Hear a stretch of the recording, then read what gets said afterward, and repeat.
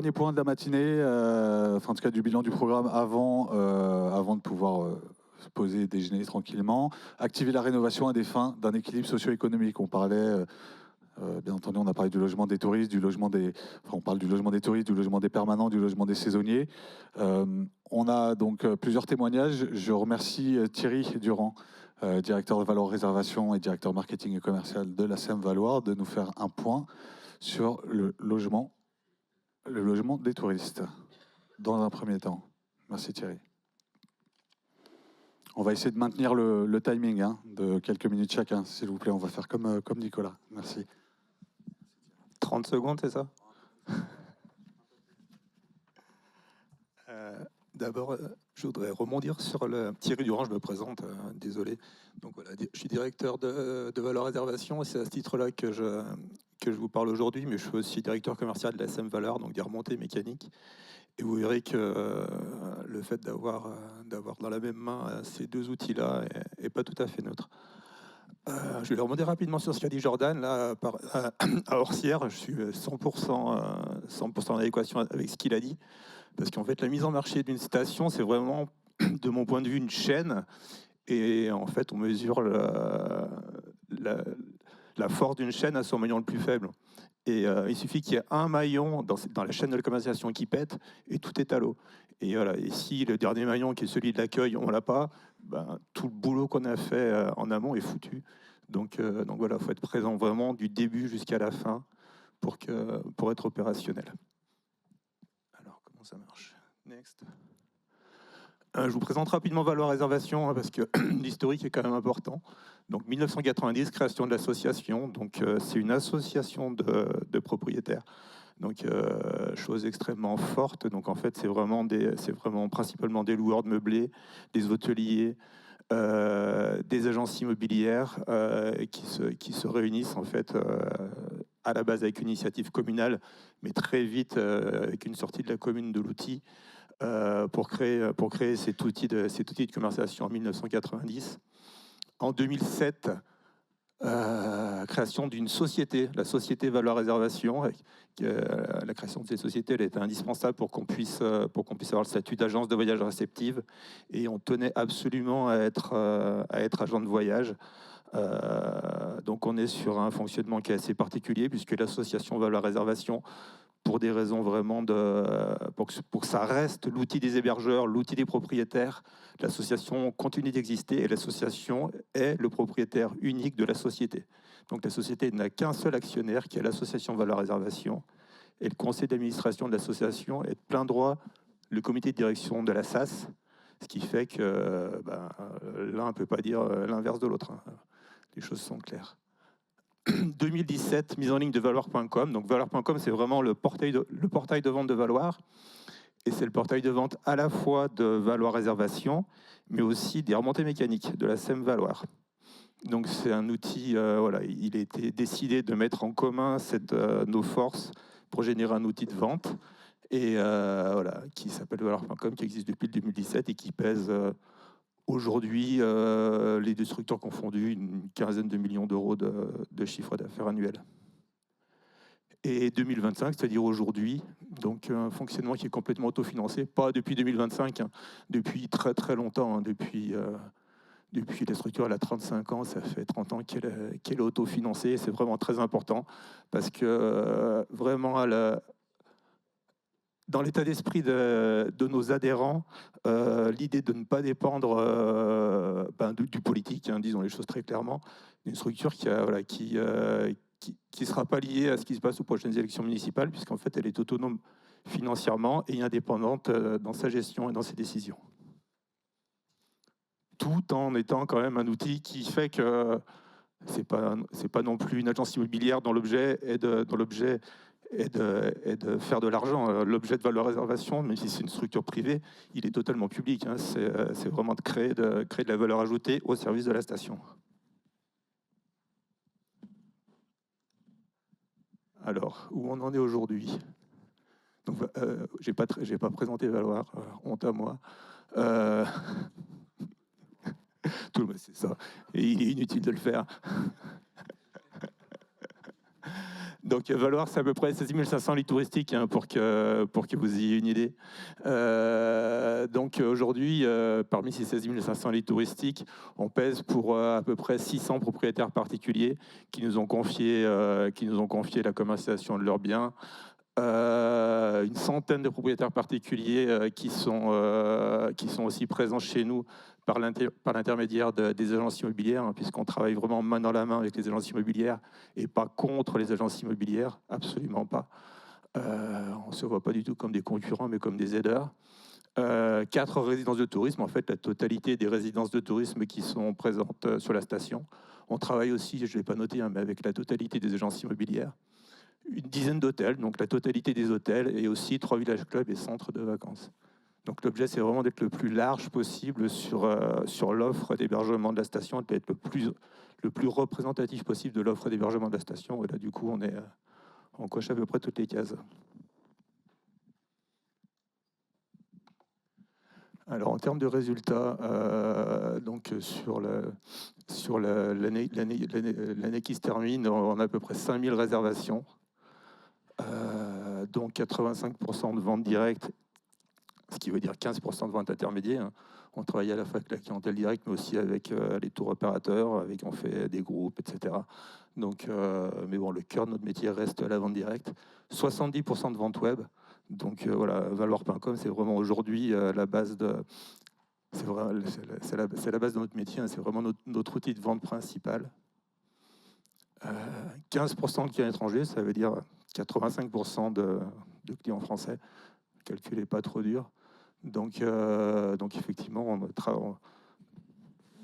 une majorité de clientèle française qui correspond à ce qu'est Valoir et ce qui est aussi, d'un point de vue environnemental, important, hein, puisque ça veut dire moins de transport quand on s'adresse à des clients français. Et puis en Maurienne, on a la chance d'être sur la ligne Lyon-Turin. Donc le voyage en train est quand même relativement facile. Donc aujourd'hui, c'est 8,5 millions d'euros de chiffre d'affaires annuel, 5,7 millions d'euros qui sont liés à l'hébergement et 2,8 millions d'euros qui sont liés à la vente de prestations touristiques, puisqu'on ne se contente pas de vendre des logements, mais on vend aussi des forfaits de ski, bien sûr, des cours de ski, des locations de matériel, des repas traiteurs, des promenades en raquettes. Vraiment, tout ce qui peut se vendre à Valeur, on essaye vraiment d'être présente partout et de pouvoir tout proposer. Tout ça de manière sur mesure, hein, c'est-à-dire qu'en fait, toutes les choses ne sont pas pré-packagées, mais on vient vraiment laisser le client choisir ce qu'il veut prendre, faire vraiment son marché à l'intérieur de l'offre de Valoir. Alors, on est parti pour une lecture exhaustive, non?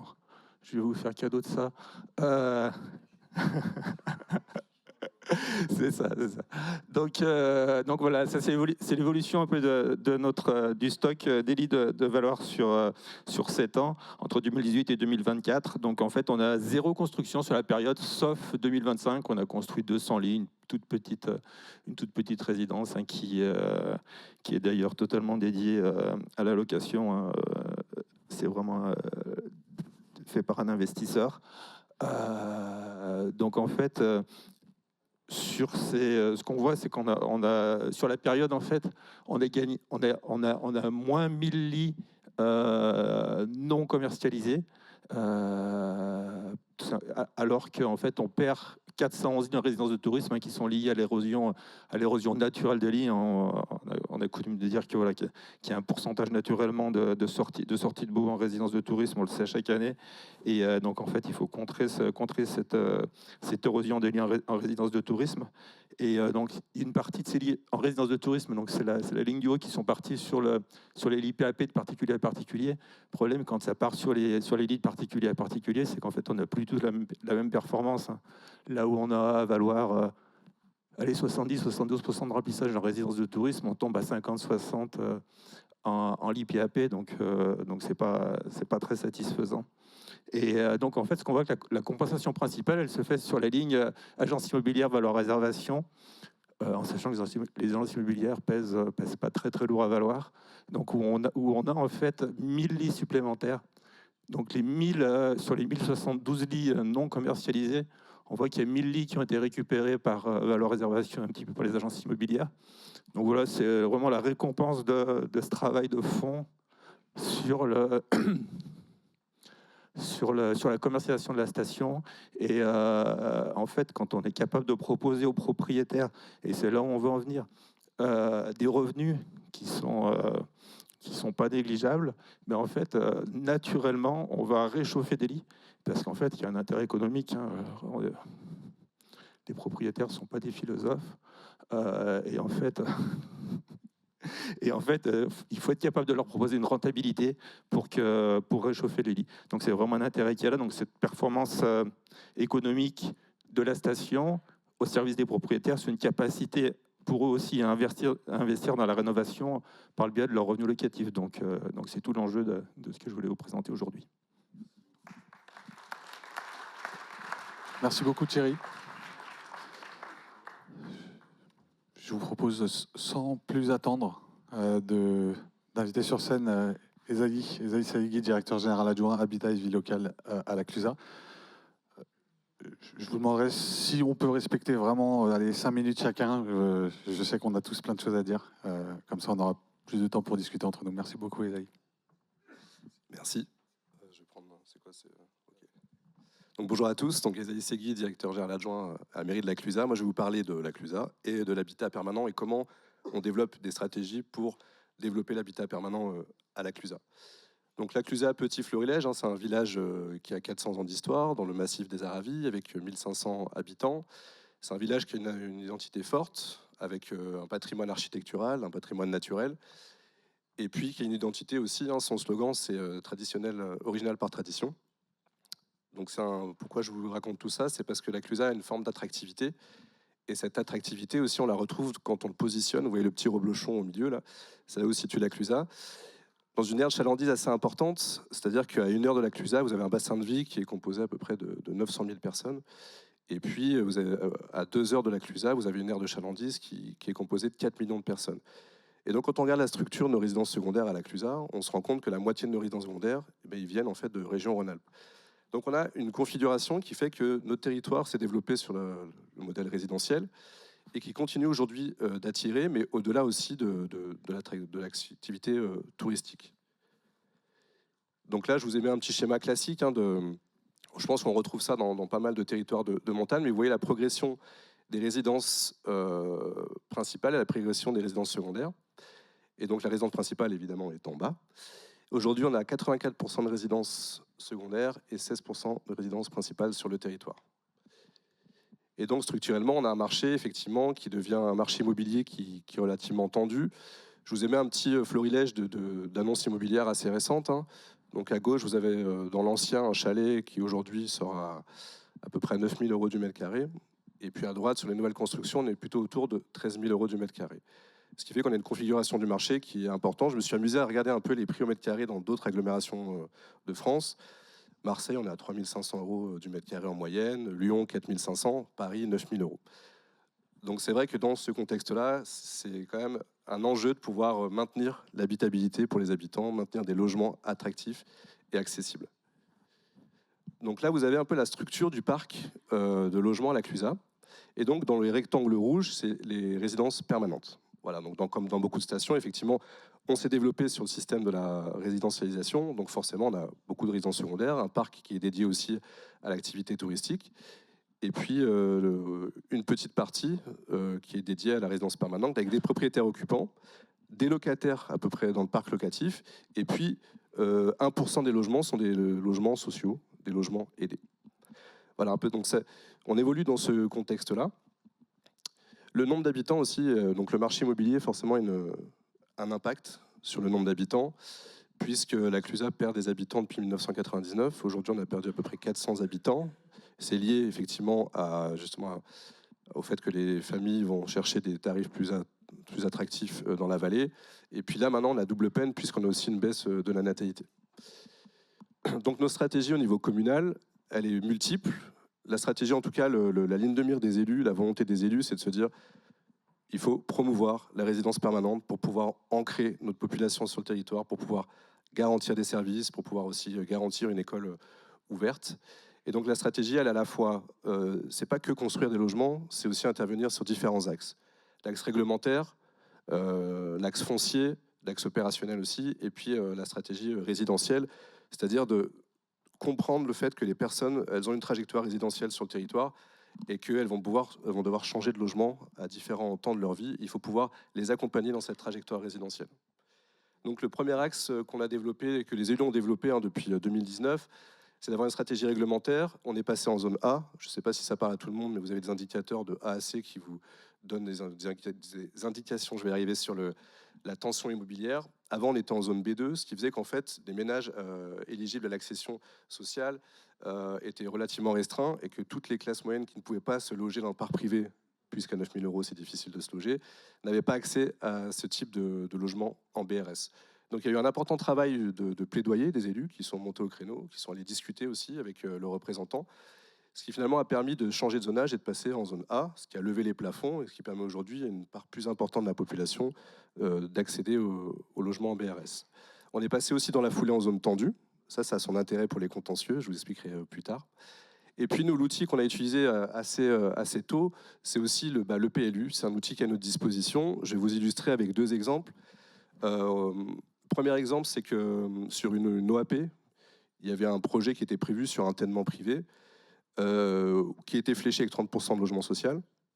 Et donc, en fait, l'opérateur qui est intervenu faisait nos logements sociaux, très bien, mais en contrepartie, allait créer une 50aine de logements qui n'étaient pas du tout encadrés pour l'exploitation touristique et qui, fatalement, on le pense, auraient terminé un peu dans la résidence secondaire.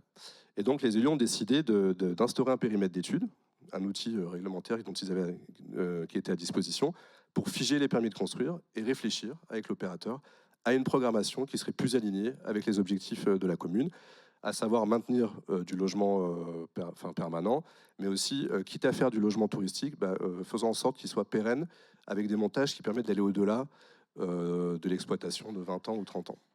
Voilà, donc ça c'était un premier exemple. Le deuxième exemple, c'est que les élus, par exemple, ont défini dans leur PLU une zone 100% sociale, c'est-à-dire que 100% logement social. Généralement, vous avez des zones mixtes, parce que ça vous permet d'équilibrer, vous vendez du libre, et puis avec le libre, vous financez l'opération. Là, en l'occurrence, les élus ont choisi de faire 100% social, et donc cette stratégie foncière, finalement, c'est aussi une stratégie financière, puisqu'il va falloir équilibrer l'opération en bout de ligne. Voilà. Et puis on réfléchit aussi aux nouveaux dispositifs. C'est vrai que depuis ma prise de poste en 2019, je vois que les outils, la réglementation a beaucoup évolué en faveur de la résidence permanente dans les territoires de montagne. Et donc l'idée, c'est comment on l'intègre, nous, dans nos stratégies. Voilà, donc la petite carte du secteur, de la CCVT. Vous voyez le changement du passage de pas mal de communes de B2 à B1 ou de B1 à A. L'autre stratégie qu'on développe, évidemment, c'est de la stratégie foncière. Donc les élus assez tôt ont choisi d'avoir de la maîtrise foncière, donc c'est beaucoup de négociations aussi. Si je prends l'exemple de l'OAP où vous avez 100% social, forcément ça minore la valeur un peu du foncier. Et donc il faut discuter avec le propriétaire pour trouver un terrain d'entente qui fait qu'on pourra avoir la maîtrise foncière et plus tard faire nos logements. Donc là en l'occurrence, alors c'est pas du surface de plancher, ça c'est de la surface de parcelles. Donc là aujourd'hui, il y a un gros travail qui a été fait ces 3 dernières années pour maîtriser du foncier, pour produire du logement permanent. Donc concrètement, aujourd'hui, on en est où sur le territoire de la Clusaz? On a 2 programmes en BRS. BRS, je le fais rapide, mais je pense que vous maîtrisez peut-être le concept, c'est on dissocie le foncier des murs. Le foncier va à un office foncier solidaire. Comme ça, en fait, il n'y a pas de revente à la découpe. Enfin, il n'y a pas de revente, c'est continuellement rechargé. Et les personnes ont des droits réels sur les murs. Donc nous, aujourd'hui, on a 2 programmes. On a un premier programme de 16 logements, dont 11 en BRS et 5 en LLS.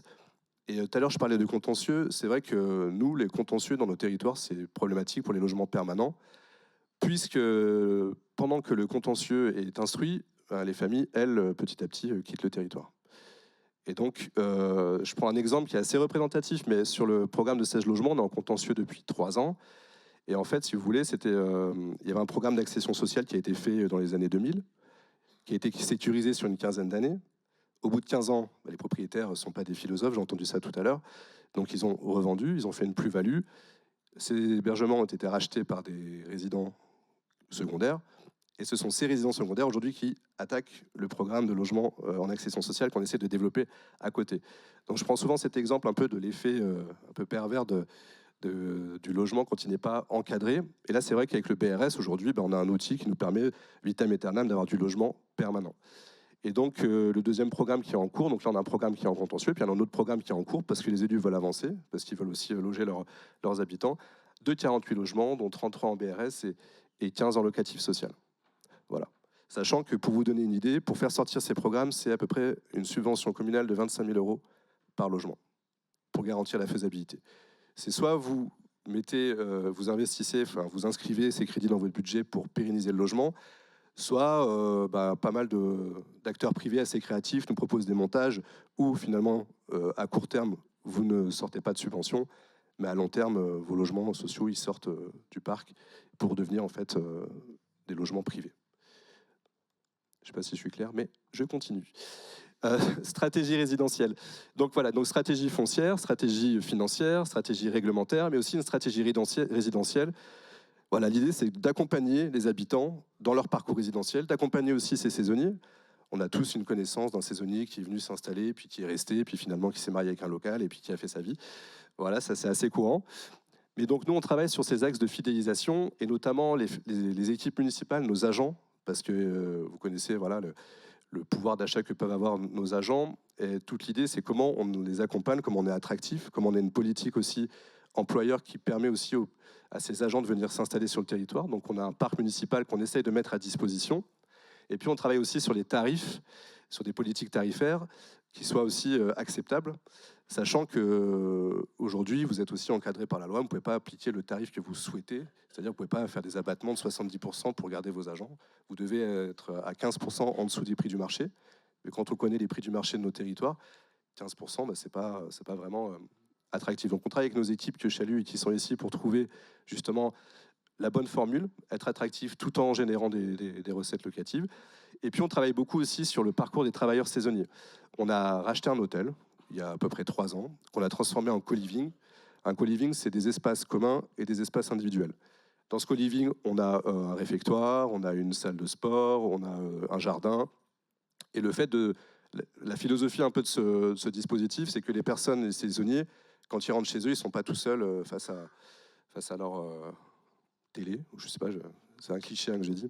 Mais voilà, l'idée c'est qu'ils puissent avoir du lien social, qu'ils puissent créer du lien, qu'ils puissent avoir des interactions et qui leur permettent aussi de mieux vivre leur saison et puis qui leur permettent aussi peut-être de s'implanter s'ils le souhaitent sur le territoire. Et donc on a vu qu'avec ce dispositif, on accueille à peu près 50 saisonniers et on arrive à les fidéliser. C'est-à-dire qu'on les voit maintenant on les voit sur une saison, sur 2 saisons. Et ce qui est important sur ce dispositif, c'est qu'on embarque aussi les socioprofessionnels. C'est qu'on leur dit, nous on a acheté cet hôtel, ça coûte 3 millions. Et la vacance, on ne va pas la porter au niveau communal. On va vous demander aussi d'y participer. Donc ils payent un droit de réservation sur 9 mois, ce qui permet nous de sécuriser un peu la gestion de ce bâtiment. Et puis à l'intersaison, on permet aux saisonniers de louer des chambres et de pouvoir rester. Et c'est vrai que c'est assez intéressant. Aujourd'hui, on a une dizaine de saisonniers en 3 ans qui sont implantés sur le territoire de la Clusaz. Et puis je finirai là-dessus, sur la stratégie résidentielle. L'habitat ne fait pas la ville. Et pour faire la ville, il faut avoir besoin aussi de services. Et donc c'est tout ce qu'on développe au niveau de la direction Habitat et Vie locale.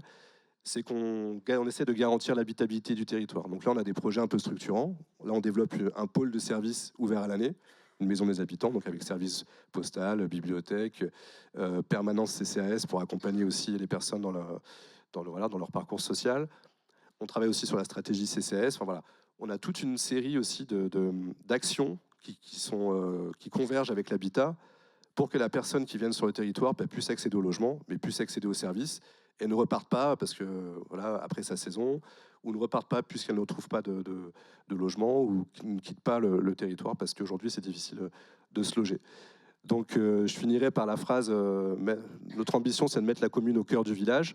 Bon, c'est pas de moi, c'est une personne qui est très engagée pour la vie publique, qui est en fait Benoît Thomasson, directeur général des services, qui s'excuse de ne pas être là aujourd'hui.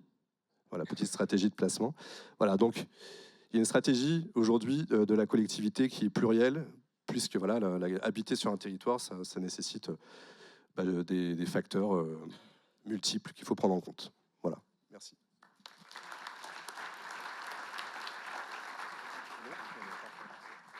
Merci beaucoup, Esaïe. J'appelle sur scène Christophe Di Vincenzo, chef de projet Petite Ville de demain à la communauté de communes Pyrénées-Catalanes.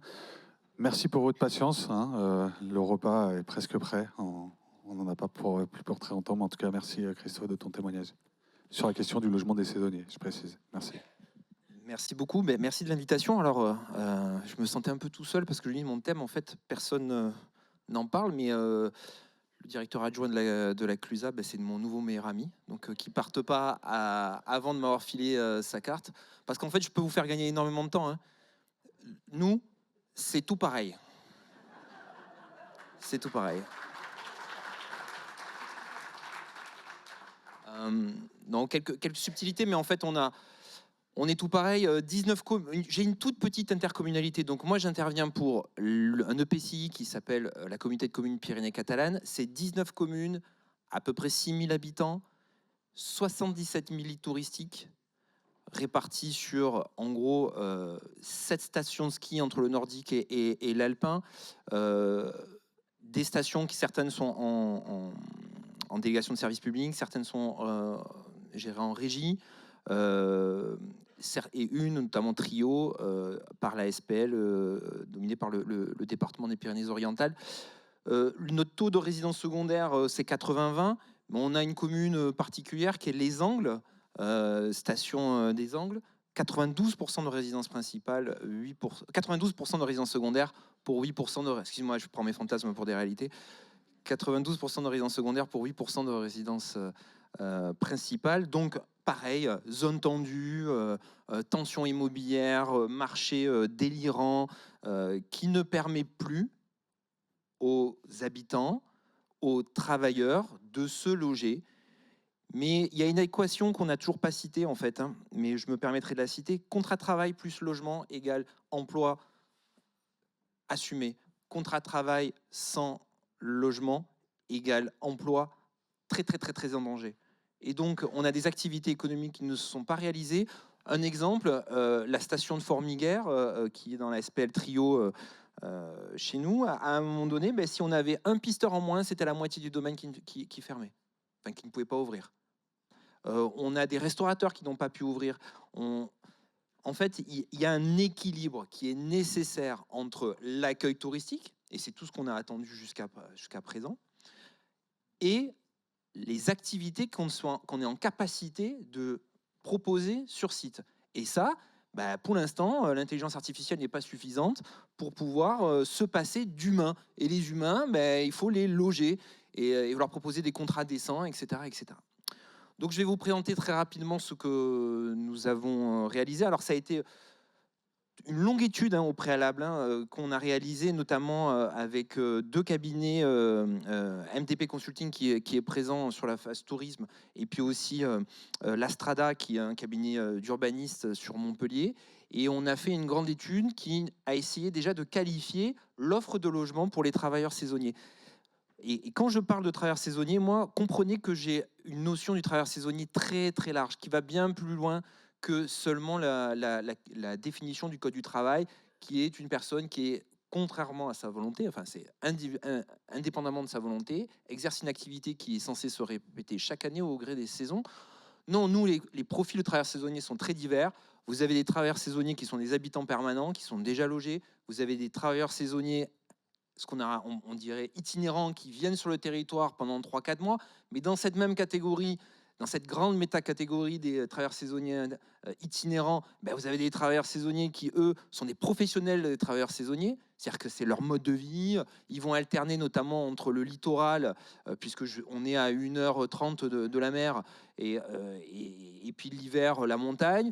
Et puis on a des travailleurs saisonniers qui font ce choix d'avoir cette activité, d'avoir une mono-activité, en sachant que ça, c'est très compliqué avec la réforme du chômage. Et donc effectivement, ça a engendré des changements de comportement quand même, et des besoins et des désirs des travailleurs d'avoir des activités professionnelles qui leur permettent au moins de remobiliser, alors peut-être leur droit au chômage, mais surtout de pérenniser leur activité. Et donc pour nous, un travailleur saisonnier, c'est un habitant permanent. c'est un habitant du territoire, il va participer à l'économie, il va générer peut-être des enfants, enfin, voilà, il va générer la consommation de services, etc., etc. En gros, nous, sur 1500 travailleurs saisonniers, ne serait-ce que pour les stations, il faut rajouter aussi d'autres travailleurs qui ne sont pas cités là, tous les établissements hospitaliers. Vous connaissez peut-être le territoire des Pyrénées catalanes, notamment pour Font-Romeu, pour le climatisme. C'est 1300 emplois dans les établissements hospitaliers. La semaine dernière, on a réuni tous les employeurs des hôpitaux du territoire et on leur a dit, ben voilà, on a une offre de logement public et une offre de logement privé à vous proposer et voir si vous pouvez justement participer à l'effort, notamment via les réservations à l'année pour éviter les vacances. J'aurais jeté la feuille au milieu de la pièce, c'était combat de boxe. C'était véritablement un combat de boxe. Donc en fait, la carence en logement devient dramatique pour l'emploi. Et si on n'a pas d'emploi, on n'a pas de service. Si on n'a pas de service, on a beau avoir les plus beaux chalets et les plus beaux logements, eh ben en gros, on n'aura pas non plus de visiteurs et ça ne fera pas fonctionner la machine. Donc c'est bien cet équilibre-là qui est nécessaire d'envisager. Donc nous, en fait, sur la question spécifique, et je vais rester sur les travailleurs saisonniers, on s'est aperçu de deux choses. Premièrement, l'accueil, l'information qu'on donne aux travailleurs. Un travailleur, quand il arrive sur le territoire, jusqu'à présent, à part un bonjour, vous commencez le lundi 2 décembre, et voilà votre contrat signé en bas, merci, au revoir, on se rendait compte qu'en fait, ils avaient très très peu d'informations. Donc nous, on avait tout un panel de services qui était possible pour eux, et ils ne les saisissaient pas. Ils n'avaient aucune information sur comment je fais garder mes gamins, sur le côté médical, sur le côté social, sur la question du logement.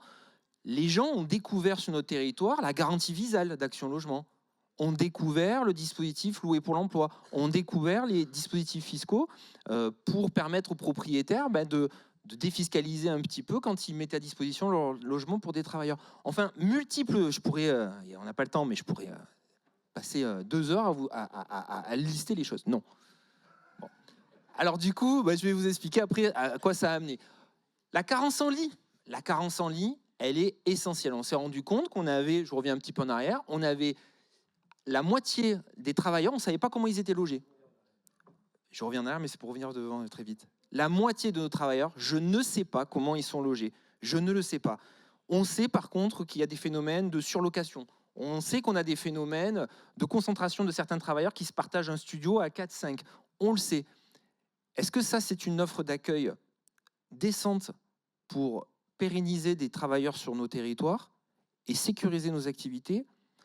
Les élus ne le pensent pas. Et je pense que collectivement, on est d'accord pour que c'est dans une zone grise. On regarde, on ne le voit pas, mais ça devient un vrai sujet aujourd'hui, puisqu'aujourd'hui, on a vraiment de difficulté à fidéliser. Donc, on a posé dans des conventions État, communes touristiques, vous savez, au titre du Code du tourisme, les communes classées, on a proposé une programmation de production de lits, donc 73 lits sur Font-Romeu et 48 lits sur les Angles, pour répondre à 30% de la carence. Seulement 30% de la carence. Parce qu'on est parti quand même du constat que ce n'est pas à l'offre publique de venir à elle seule sur le terrain du logement, alors qu'il revient aussi à l'initiative privée de produire du logement pour ses propres travailleurs. Et puis je rappelle aussi à l'État qui est présent que la compétence logement aussi, c'est l'État. Et grande difficulté qu'on a eu, notamment, travailler avec les bailleurs sociaux. Les bailleurs sociaux ne veulent pas venir travailler sur nos territoires. Et on a des difficultés. Moi, en Pyrénées catalanes, j'ai qu'un seul bailleur social qui intervient, l'OPH 66, alors que j'ai 13 bailleurs sociaux qui interviennent sur la totalité du département. Ils ne viennent pas. Et donc, il faut aller les chercher. Alors, c'est ce qu'on est en train de faire, d'aller les convaincre, etc., etc. Donc, une offre de logement dans les friches communales, dans le parc de logement aussi touristique, je vais vous en parler, le parc de logement privé vacant, je vais vous en parler, et une petite partie d'habitat intergénérationnel. Les friches touristiques, un peu sur le programme, ça me faisait penser au programme de la Clusa, mais j'ai un exemple à vous donner. On a un bâtiment qui s'appelait, sur les Angles, qui s'appelait l'auberge de la Balliou. L'auberge de la Balliou, elle accueillait les PEP. Vous savez, les pupilles de l'État. C'était les enfants, notamment les centres de vacances, notamment de l'éducation nationale. Bon. Ils ont touché 400 000 € de la région, un bâtiment qui valant 3 000 m². Ils ont touché à peu près 800 000 € de rénovation de la région Occitanie. Ils ont rénové le bâtiment, 8 mois après, ils le vendaient. Alors ça nous interroge quand même sur l'utilisation de l'argent public quand même pour l'immobilier loisir, soit dit en passant. Et plusieurs promoteurs sont venus. Qu'est-ce qu'a dit monsieur le maire des Angles, qui est administrateur d'ailleurs de la NMSM? Et je pense qu'on peut le citer. Il a dit aux différents promoteurs, mais qu'est-ce que vous me proposez pour les logements des travailleurs saisonniers sur ces bâtiments-là?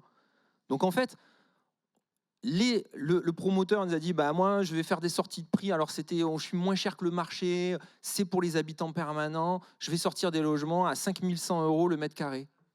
On s'est tous regardés, on dit, mais attendez, là, vous avez des CSP+, du territoire sur la table, personne n'ira acheter un T2 à 5100 € le mètre carré sur le territoire, vous délirez. Donc ils ont revu leur copie, et donc ils ont travaillé sur du logement de résidence secondaire classique ou gestionnaire effectivement de la gestion en lit chaud avec des opérateurs, mais ils nous ont proposé aussi derrière, alors derrière c'est pas caché, mais c'est imbriqué dans un bâtiment, 6 logements destinés à des travailleurs saisonniers qui vont revendre aux collectivités, mais au même prix qu'ils revendraient à un bailleur social. C'est-à-dire à peu près entre 1009 et 2000 € le mètre carré pour mon territoire. Alors peut-être sur le territoire c'est encore plus cher, mais c'est à peu près les prix qu'on a réussi à attirer. Donc ça nous permet aussi de créer du logement, mais pas de le racheter au prix délirant de 5 000, 6 000, 10 000 € le mètre carré, pour avoir des équilibres économiques un peu moins précaires et qui nous permettent de le mettre à disposition des travailleurs. Et cet exemple, je le cite parce que c'est vraiment un exemple intéressant, parce qu'on peut mixer l'accueil de touristes et les travailleurs, ce qui jusqu'à présent nous semblait mais complètement impossible, et qu'on s'imaginait qu'on mettrait les travailleurs saisonniers dans un coin et les touristes sur le front de neige. C'est peut-être pas nécessairement ça la solution. Alors plusieurs programmes d'action, et je m'excuse de la qualité de mes diapos, parce que quand j'ai vu la qualité des diapos que vous avez faites, je me dis, il va falloir que je retravaille avec le designer. Mais bon, c'est les Pyrénées, donc c'est artisanal. Mais oui, il faut que j'aille vite. Oui, pardon. Il faut que j'aille vite. Les Pyrénéens vont toujours très vite. En station. Ah oui, enfin bon. Donc plusieurs programmes en fait, les 2 programmes qui sont Action 1, Action 2, Action 3. Programme PILOS, Pyrénées Logement Saisonnier. C'est un programme, c'est une sorte d'ORIL, mais nous avons conditionné la rénovation de l'immobilier, les subventions à la rénovation de l'immobilier, à la condition de la mise à disposition des logements à des travailleurs saisonniers pendant des périodes données, c'est-à-dire du 1er décembre au 31 mars, et aussi une période d'été du 1er juin au 31 août. Si les gens le mettent à disposition de travailleurs saisonniers, vous verrez comment on les commercialise et comment on contrôle ça, eh bien, ils peuvent avoir une subvention aux travaux, et tout type de travaux. Et là, c'est un petit clin d'œil notamment au dispositif qui existe sur la rénovation de l'habitat, et notamment des habitants permanents pour les propriétaires occupants ou pour les propriétaires bailleurs. Contrairement au dispositif de l'ANA, de l'Agence nationale d'amélioration de l'habitat, on enlève toutes les entraves. C'est-à-dire que ce sont tout type de travaux. Ça peut être décoration, ça peut être aménagement, ça peut être rénovation énergétique, évidemment, et pas nécessairement avec des artisans RGE. La qualification RGE, c'est terrible pour nos territoires, parce que, sauf à vivre très près de métropoles, où là, vous avez plein d'artisans RGE à votre disposition, moi, sur mon territoire, des artisans RGE, quand je les comptabilise, je les ai à peine sur les 2 doigts à la main. J'ai un seul artisan pour de l'ITE, un seul pour tout un territoire. Donc, autant vous dire que ça ne fonctionne pas. Voilà, tout simplement. Logement vacant, on a contacté tous les propriétaires de logements vacants et on leur dit, pareil, on vient au soutien de la prime sortie de l'ANA, qui est de l'ordre de 5 000 € plus les travaux de rénovation énergétique, mais nous, on vient surabonder cette prime par un montant équivalent, à la condition que vous mettez à disposition votre logement pour les travailleurs saisonniers. Et donc, les élus ont fait le choix de rediriger les aides à la rénovation sur les logements qui sont mis à disposition des travailleurs. Et ils ont décidé de ne plus subventionner la rénovation des logements, des résidences secondaires ou des logements touristiques, qui ont vocation à s'autofinancer par le gain qu'ils auront en matière de rénovation. Donc ça a été un vrai choix politique des élus. Le parc social vacant, je l'ai mis avec un point d'interrogation. Pourquoi? Et là, j'en appelle aux services de l'État, des DTM ou services sociaux. Il existe des systèmes de déconventionnement temporaire. À date, vous avez 2, 3, 4 logements dans le parc social qui sont vacants, qui ne sont pas utilisés, de déconventionner pendant ce temps-là les logements pour les mettre à disposition de travailleurs, c'est-à-dire les sortir des commissions d'attribution et laisser les communes les attribuer ou le bailleur social. Aujourd'hui, sur ce sujet-là, nous n'avons aucune réponse des services de l'État. C'est bien dommage parce que ça pourrait être une solution qui ne coûte rien à personne, qui mobilise 0 € et qui met à disposition du logement qui est vacant et qui va le rester vacant. Et gisement chambre chez l'habitant, effectivement, c'est très atomique, mais pourquoi pas l'habitat intergénérationnel. Nous, sur Font-Romeu, on a logé 4 personnes dans 2 sites, 2 endroits, où des personnes âgées, en fait, rompent avec la solitude et accueillent des jeunes de moins de 30 ans, travailleurs saisonniers ou étudiants. Et bien ça, c'est quand même un peu, c'est sympa et c'est très agréable de pouvoir le faire. Alors, pour le réaliser, il faut aller capter les logements. Et c'est là qu'on a... Alors, je vous l'avais mis, hein, j'essaie d'aller vite, hein, c'est difficile d'aller vite. Hein. On a créé ce qu'on appelle le guichet des travailleurs saisonniers des Pyrénées catalanes. Ce guichet d'accueil des travailleurs saisonniers dans les Pyrénées catalanes, vous allez le voir, il a 2 objectifs. Premier objectif, premier volet, un volet accueil et information. Donc c'était la première carence dont je vous parlais tout à l'heure. Et là, on a recruté 2 agents France Service, 2 agents qui, dès le 1er décembre 2024, est allé sur 4 sites de manière itinérante. Alors lundi, c'était à Font-Romeu, le mardi, c'était aux Angles, le mercredi, c'était à Formiguères. Ensuite, ils sont revenus à Font-Romeu pour retourner aux Angles. Et ils ont rencontré, avec une communication ciblée sur les travailleurs saisonniers, près d'une centaine de travailleurs qui sont venus leur demander comment je fais garder mes gamins. J'ai un problème en addicto, je ne sais pas à qui m'adresser. Est-ce que on adressait vers les professionnels? Et on a créé ce guide, c'est très simple, c'est un petit guide d'accueil des travailleurs saisonniers où vous avez toutes les informations sur le volet social, enfance, etc., etc. Ah, je sais. Et je veux en arriver pour un dernier point. Ça a été formidable, ça a super bien marché. Un dernier point, c'est le volet immobilier. Sur le volet immobilier, et là on est en train de travailler avec Action Logement, et on m'a dit que je pouvais le dire. On serait financé au titre expérimental par Action Logement National, Action Logement France, pour lancer une expérimentation entre nous et notre comité de communes qui est Albert Côte-Vermeil et Libéris. Vous connaissez sûrement Collioure, vous connaissez sûrement Argelès-sur-Mer. Donc c'est commune montagne, commune littorale, pour à la fois faire de l'intermédiation locative et capter du parc, du logement. Parce qu'on s'est rendu compte, et ça c'est aussi l'expérimentation de Font-Romeu sur les copropriétés, c'est d'attendre, donner de l'information et attendre que les gens viennent, ça ne fonctionne pas chez nous. Ça n'a aucun effet. Par contre, aller vers les gens, ça fonctionne.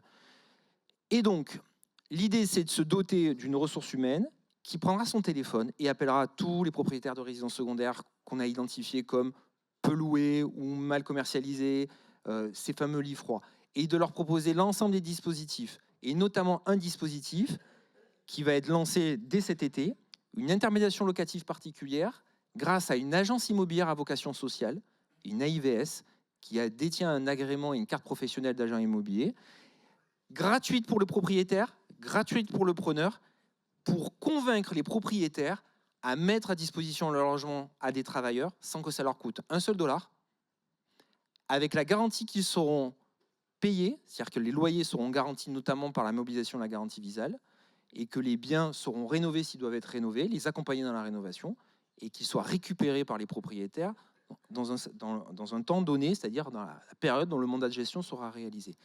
Ça, on y croit beaucoup, parce qu'en lançant l'idée, on a eu une bonne dizaine de coups de téléphone qui se sont levés. En fait, les gens veulent sortir, certaines personnes veulent sortir du système de location à des touristes pour le louer à des travailleurs. Ça les intéresse, mais à la condition qu'on les sécurise, à la condition qu'on les accompagne et qu'on soit physiquement présent sur les territoires. Je n'irai pas plus vite alors que j'avais plein de choses à dire.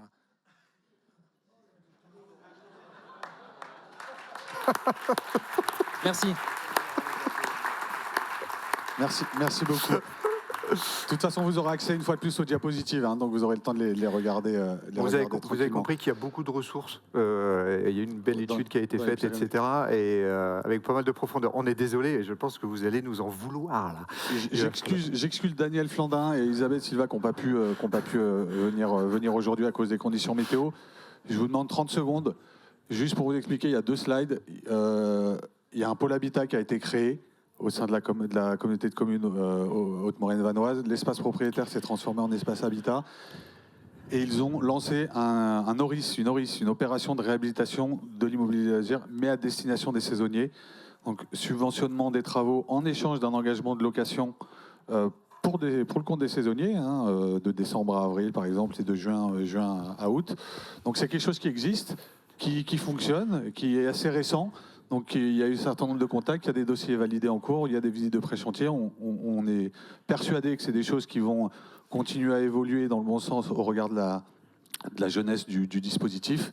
Mais voilà, on voulait remercier la communauté de communes Haute-Maurienne vanoise pour leur participation, leur contribution et démontrer que cette solution peut se faire également. Elle existe dans les territoires et on peut délibérer pour participer au logement des saisonniers dans le cadre de ce dispositif Horis. Non. Merci. Voilà. Non mais j'ai pas besoin de ça. Hop. Vous aurez les éléments. Je ne vais pas lire les diapos, mais les 3 messages que je veux faire passer, c'est que 1, il y a des effets observés sur les collectivités par rapport au travail qu'on a pu engager. Je tiens aussi à dire une chose, c'est que bon, nous on a travaillé, on a fait un travail de déconstruction, reconstruction, etc. Mais c'est bien parce qu'il y a des territoires qui sont engagés, qui y croient, qui se mobilisent, qui se structurent, qui lancent des sujets au quotidien, qu'on arrive à avoir ces éléments, ce bilan. Également des effets observés sur les copropriétés. Donc ça, c'était quand même le cœur de notre sujet. Et je vais passer très vite. Il y a quand même ce sujet d'effet d'entraînement qu'on a pu voir ce matin. Et là, c'est beaucoup de choses, donc je ne vais pas les lire, mais on a énormément de résultats finalement sur comment mettre en place des stratégies de rénovation. On va aller manger, on va se restaurer, on va souffler. J'ai juste une requête à faire, s'il vous plaît. Ça serait que toutes les personnes avec qui on a été amené à travailler, de près ou de loin, je les invite à nous rejoindre sur scène. On était dans une logique de mise en mouvement. Christophe, tu peux revenir. Esaïe, etc. S'il vous plaît, j'aimerais qu'en fait, vous puissiez, Laure, tu as énormément contribué, toute l'équipe, Julie, qui aujourd'hui travaille au service foncier habitat de Megève, qui a travaillé avec nous, fais pas ta timide Julie, tu peux venir. Donc merci de nous rejoindre parce que j'aimerais qu'on puisse se rendre compte que finalement, on n'a pas travaillé dans un bureau pendant quelques années. Laurence, fais pas ta timide. Tu peux venir toi aussi. Voilà, merci. J'insiste vraiment. Même les bureaux d'études, on a des architectes qui sont présents, qui ont travaillé sur Villard-de-Lans. Merci de nous rejoindre. Stéphane de l'ARAC, des commissaires de massif qui sont présents également. Voilà, merci Nicolas. Les personnes avec qui on a été amené à travailler, des sous-traitants, etc., parce que ça fait du monde. Merci de ne pas faire les timides. Mathieu, bien sûr, qui a été une des chevilles ouvrières. Voilà, donc l'idée, on va pouvoir faire une petite photo de famille, tout simplement. Merci de vous resserrer. Alors, tout le monde, en plus, n'est pas là. Mais voilà, on a quand même eu pas mal de prestataires, de sous-traitants, de co-traitants, etc. On a eu aussi des bureaux d'études, des assistants à maîtrise d'ouvrage. Donc, finalement, je voulais vous remercier. Parce que c'est quand même tout ça, c'est quand même beaucoup grâce à vous. Nous, on a été dans l'animation, l'impulsion, etc. Mais vous êtes quand même les chevilles ouvrières et vous devez inspirer en fait pour que tout ça, ça puisse se déployer et massifier. Voilà, je voudrais qu'on les applaudisse. Merci.